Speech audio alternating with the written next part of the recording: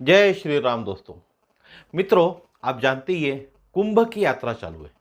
आप जानती है कुंभ की यात्रा चालू है। कुंभ में रोज हजारों लोग, लाखों लोग जा रहे, और स्नान के दिन, जिस दिन पवित्र स्नान होता है, उस दिन करोड़ों लोग जाते हैं।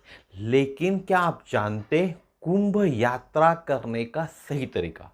हमारे जो सनातनी भाई है जो कुंभ यात्रा करते, उनमें से 99% लोग कुंभ यात्रा करने का सही तरीका ही नहीं जानते। तो आज के वीडियो में हम देखने वाले कुंभ यात्रा करने का सही तरीका क्या है। तो देरी नहीं करते, बढ़ते वीडियो की तरफ।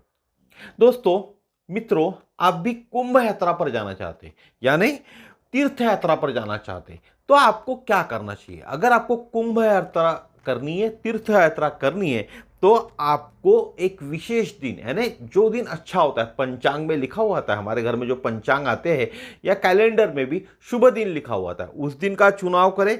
उस दिन केवल एक ही बार भोजन करना है। आपको शुभ दिन का चुनाव करना है। समझ लीजिए आपको 2 दिन बाद कुंभ यात्रा पे जाना है, तो 2 दिन पहले या 3 दिन पहले जो शुभ दिन होगा उसका चुनाव करें। उस दिन एक ही बार भोजन करें। अगले दिन मुंडन करना है और व्रत रखना है, यानी उपवास करना है। एक ही टाइम खाना खाना है या दोनों टाइम खाना नहीं खाना है, व्रत रखना है। ठीक है। अभी जितने भी लोग आप देखते होंगे कुंभ पे जाते, पवित्र स्नान करते, लेकिन साधु संतों के अलावा, अब साधु संत तो पहले से दीक्षा लिए हुए रहते, लेकिन जो आम आदमी है उनमें से आपको मुंडन किए हुए बहुत कम आदमी दिखेंगे। तो क्या कहता है हमारा धर्म ग्रंथ? क्या कहते हैं कि आपको मुंडन करना चाहिए। अगर आपको कुंभ यात्रा पे जाना है, तो सबसे पहले आपको एक विशेष दिन, यानी जो दिन अच्छा होता है, शुभ दिन होता है, उस दिन भोजन करना है एक ही टाइम। और अगले दिन, उसके दूसरे दिन, जिस दिन एक टाइम भोजन करोगे अच्छे दिन यानी शुभ दिन के दिन, उसके अगले दिन आपको मुंडन करना है और व्रत रखना है। व्रत के दूसरे दिन, पहले दिन एक टाइम भोजन, दूसरे दिन आपको मुंडन और व्रत रखना है, तीसरे दिन आपको आपके नित्य कर्म करके यह संकल्प करना चाहिए कि मैं अमुक तीर्थ स्थान के दर्शन करने जा रहा हूं। यानी आप कुंभ यात्रा पे जा रहे, तो आप क्या संकल्प करेंगे? मैं कुंभ यात्रा के दर्शन करने जा रहा हूं, वहां मैं पवित्र स्नान करने जा रहा हूं। फिर गणेश जी जो ग्रह है, जो हमारे सभी ग्रह देवता है उनकी, और आपकी जो भी इष्ट देवता है उनकी 5 या 16 उपचारों से पूजा करनी चाहिए। फिर इसके बाद का एक महत्वपूर्ण काम होता है पावर्ण श्राद्ध करना है आपको। उसके बाद आपको पावर्ण श्राद्ध करना है। इसके बाद कम से कम 3 ब्राह्मणों या पुजारियों का आपको सत्कार करना चाहिए और उन्हें कुछ धन दान में देना चाहिए। फिर तीर्थयात्री का वेश धारण करना है। अभी आप देखते होंगे जितनी भी तीर्थ यात्रा पे जाते हैं लोग, तो तीर्थयात्री का वेश धारण नहीं करते।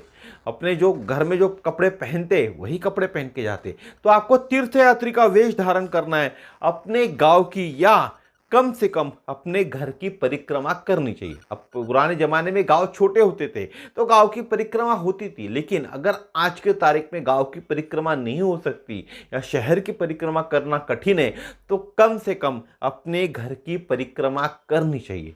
तो जब भी आप कुंभ दर्शन के लिए जाओगे या कुंभ यात्रा पे जाओगे, तो आपको इन चीजों का पालन करना चाहिए, तो ही आपको फल मिलेगा।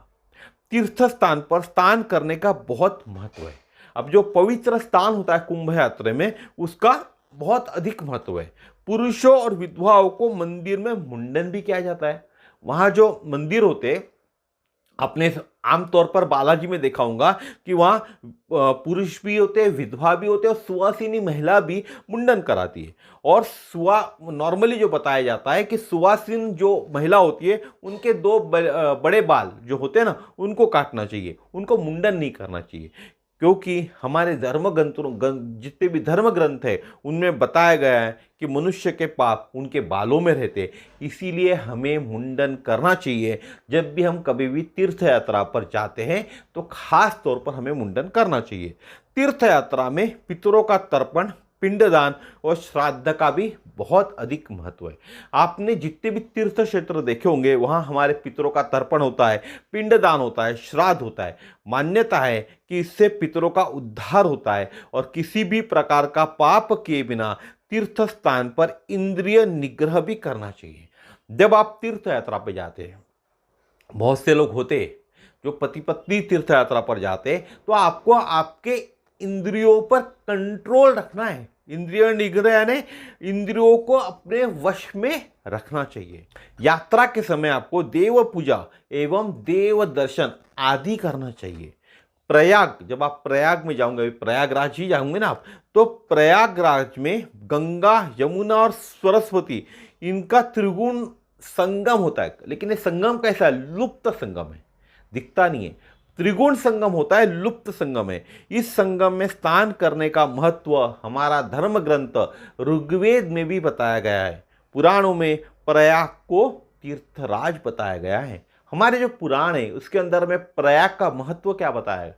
उसको तीर्थराज कहा गया है। इसीलिए प्रयाग में जब भी आप जाते हो प्रयागराज, तो आपको गंगा, यमुना और सरस्वती का जो संगम है, इनमें स्नान करना चाहिए। यहाँ सुसज्जित, जब भी आप प्रयागराज जाते हो, यानी सजी हुई कपिला गाय का दान करना भी पुण्यकारी माना जाता है। पुराणों और महाभारत के अनुसार यदि कोई यहाँ संगम या अक्षय वट पर प्राण त्यागता है, अक्षय वट के बारे में आपको जानकारी होंगी प्रयाग की, तो अक्षय वट पर प्राण त्यागता है तो उसे मोक्ष मिलता है। प्राण भले ही किसी तरह से त्यागे, ठीक है, तो उसे मोक्ष मिलता है। यहाँ के अनेक उपतीर्थों में अक्षय वट का प्रमुख स्थान है। यहाँ के अनेक जितने भी उपतीर्थ हैं जो प्रयागराज से सटे हुए, वहाँ अक्षय वट का प्रमुख स्थान है। प्रयाग में पुरुषों और विधवाओं का मुंडन भी किया जाता है। अब त्रिस्थयी सनातनी, सनातनी लोग यानी कौन? प्रयाग, काशी और गया, इनको त्रिस्थयी कहा जाता है। और ये बहुत ही पुण्य स्थल है हमारे सनातन धर्म के अनुसार। तो त्रिस्थयी सनातनी यह मानते हैं कि सुवासिनी महिलाओं का भी मुंडन करना चाहिए और माघ माह में त्रिवेणी संगम पर स्नान करना बहुत शुभ माना गया है। तो देखिए, मुंडन करना नहीं करना यह आपके हाथ में, यानी सुवासिनी महिला की स्पेशली बात करूं। लेकिन अगर आप चाह रहे कि आप भी तीर्थ यात्रा करें, आप भी चाह रहे कुंभ की यात्रा करें, अभी जो महाकुंभ चल रहा है, जो आपने सुना होगा 12 साल में कुंभ होता है, और ऐसे 12 कुंभ होने का महाकुंभ होता है 144 साल बाद। तो अगर आपको जाना है कुंभ यात्रा के लिए, महाकुंभ के दर्शन करने, महाकुंभ में पवित्र स्नान करने, तो आपको जो मैंने बताया उन नियमों का फॉलो कीजिए, उन नियमों का पालन कीजिए, तो ही आपको उसका एक अच्छा लाभ मिलेगा। हमारे में से जो 99% लोग हैं, वह आम लोग जानते ही नहीं कि जब हम कुंभ में स्नान करने जाते तो किन नियमों का हमें पालन करना चाहिए। अब वेश परिधान करना है तो कैसा वेश होगा? एक तो भगवे वस्त्र परिधान करके आप जा सकते हैं ना।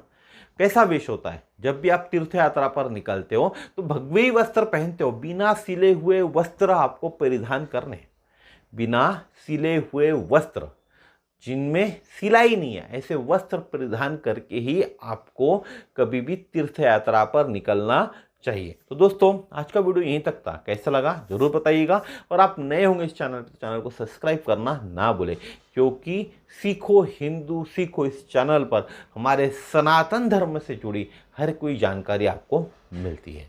फिर कल मिलेंगे इस तरह के नए वीडियो में नए विषय के साथ। जय श्री राम।